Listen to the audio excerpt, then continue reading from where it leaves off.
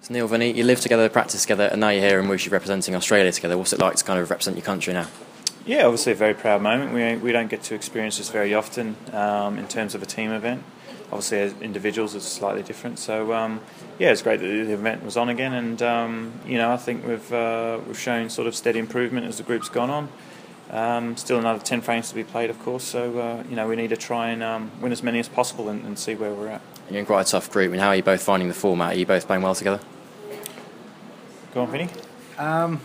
Neil's obviously playing a little bit better than I am. I'm struggling a little bit, but today I showed a few signs of improvement, and so if I hopefully the next 10 frames, if I keep slowly improving, we might squeeze in at the end if we get enough frames.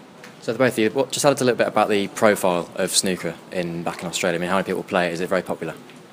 Yeah, I mean, the sport is popular. Like cue sports in general is very popular in Australia. It's just about getting junior participation going. When I was growing up and when Vinny was growing up, it was the participation of junior snooker was very high. It's dropped off a little bit.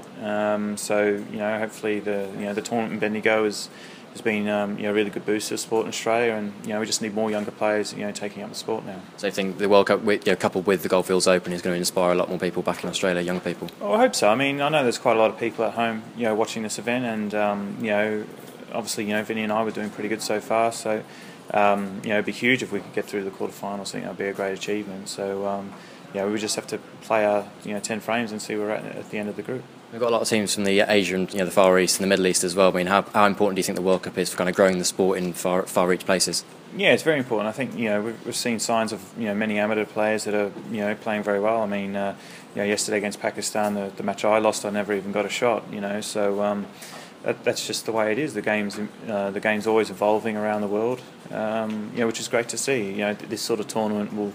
In the IBSF tournaments and the World Six Reds will bring more players from many other countries and hopefully inspire many young players around the world as well.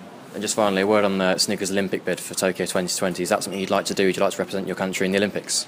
Yeah, of course we would, Vinny and I, absolutely. I mean, if you look at some of the sports that are in there, and you wonder how snooker's not. So.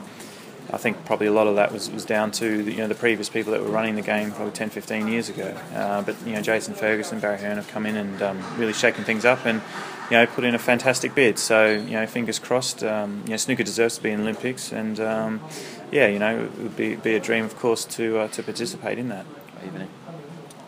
Yeah, well, Australia always do quite well in the Olympics, and so we got one of the top players in the world.